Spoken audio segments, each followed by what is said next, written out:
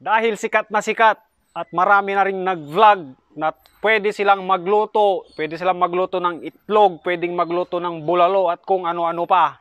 Ngayon, susubukan din natin kung ano ba talaga ang pwedeng lutuin dito sa init ng araw ngayon.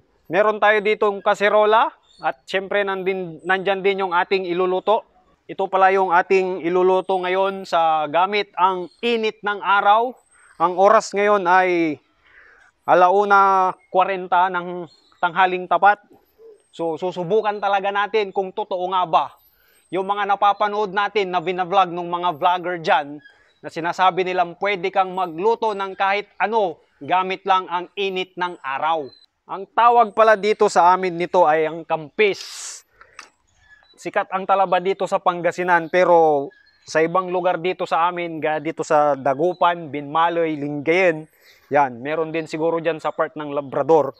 Sikat na sikat tong kampis. Kaya susubukan nga talaga natin kung totoo ba na pwede itong maluto gamit lang ang init ng araw. Pero bago yun, lagyan muna natin ng kunting tubig pagkukuluan. Okay? Ito na nga, minilagyan na natin ng tubig. Yan.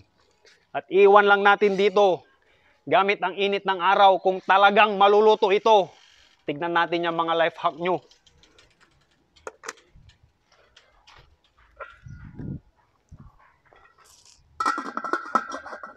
Yan, siguro maghintay lang tayo ng mga 3 to 5 minutes kasi mabilis lang namang maluto yan.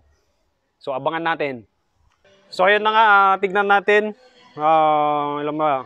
Mga 10 minutes, ganun. Tignan natin kung talagang naluto nga yan. Niluto natin na kampis. Okay. Na tong putang. Bigyan mo ako ng lupo. Mainit. Mukhang legit naluluto to ah. So, ayun na nga. At tapos na nating ibilad doon sa init ng araw. Pero insirom tayo lahat ah. Ang putang. Yamaong. Mainit. So, bali may orasyon pala to. Bago natin buksan, dapat sinishake natin ng konti. Kung talagang legit na naluto na. Yan. Tapos, pag bubuksan natin, dapat gulatin natin parang ganito. Tiwa! Oy! Ha! Mga boss! Mukhang legit talaga to. Mukhang nakakaluto talaga yung init ng araw. Yan. Kung kita nyo naman, bumuka na lahat. Yung ating kampis na iniluto gamit ang init ng araw. So, titikman natin to kung talagang mukhang masarap ah. Pero singa mabeng. Ah. Yan mga boss. Kita nyo naman na talagang naluto siya gamit ang init ng araw. Yan, bumuka. Yan, bumuka siya.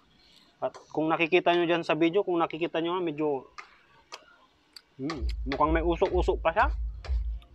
Yan. Meron na tayong pampulutan.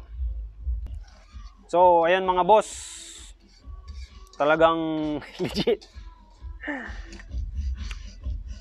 Nakakaluto yung init ng araw talaga. Brio nyo yung naluto niya yung kampis oh. Lumalakas naman yung radyo puno dyan. Makaka-copyright tayo nan. Gusto mong tikman? Bakit eh? Bawal. Ay, allergic ka pala no?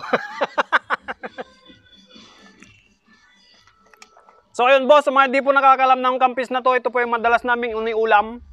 Pag wala kaming ulam kasi malapit lang kami sa may mga palaisdaan sa ilog dito sa Binmaloy. Masarap na partner nitong kampis. Sasaw-saw mo sa may bagoong, tapos maglubog ka ng kape. Magsabaw ka ng kape. The best. Sinasabi ko na sa inyo. Ako na nagsasabi sa inyo. Kaya kung mapadpad kayo dito sa may Binmaloy, Dagupan o sa may part ng Lingayen, try nyo tikman tong kampis na to. Sinasabi ko na sa inyo, masarap. Tapos try nyo iluto rin sa gamit ang init ng araw. So, hanggang dito na lang ang aming video. At napatunayan natin na totoo at legit na makakaluto ka gamit ang init ng araw. So yun, maraming salamat.